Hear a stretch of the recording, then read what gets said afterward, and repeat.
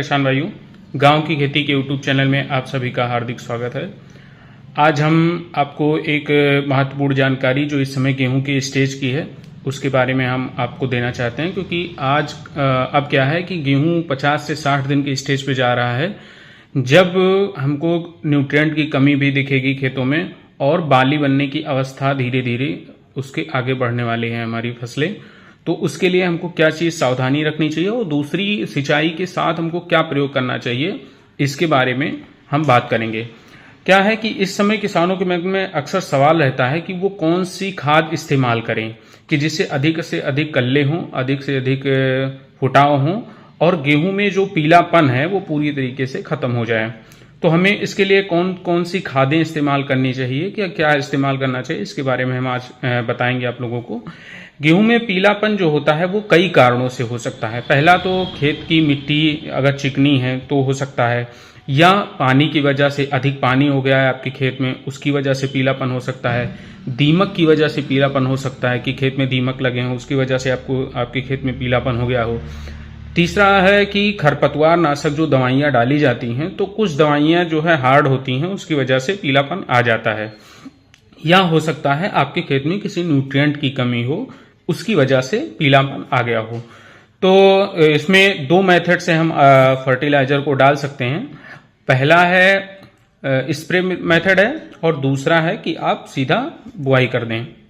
तो उसके लिए सबसे पहले हम आपको स्प्रे बताएंगे कि अगर आप स्प्रे करना चाहते हैं या सेकंड सिंचाई कर दिए हैं तो उसके बाद क्या स्प्रे करें, उसके बारे में हम बताएंगे।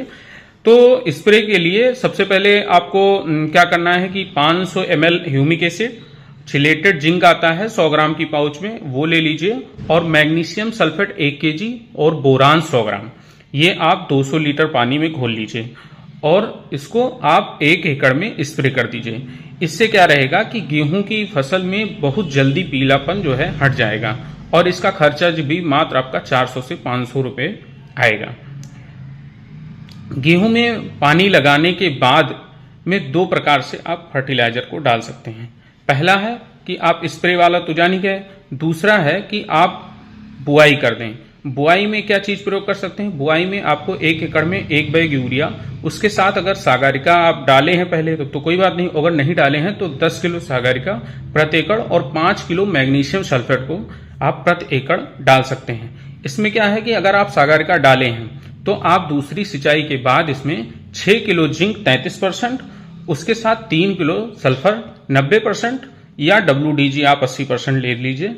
दोनों आप इसको या तो आप WDG प्रयोग करिए या तो फिर आप ग्रेनुअल 90% वाला प्रयोग करिए सल्फर। ये चीजें आप प्रयोग करके अपनी फसल को अच्छे से अच्छे उत्पादन के लिए प्रेरित कर सकते हैं, अच्छे से अच्छा उत्पादन आप पा सकते हैं। आशा करता हूँ आपको सबको जानकारी अच्छी लगी होगी। ऐसे ही और अच्छी जानकारियों के लिए आप मेरे चैनल को सब्सक्राइब करिए और मिलते हैं नेक्स्ट वीडियो में। धन्यवाद।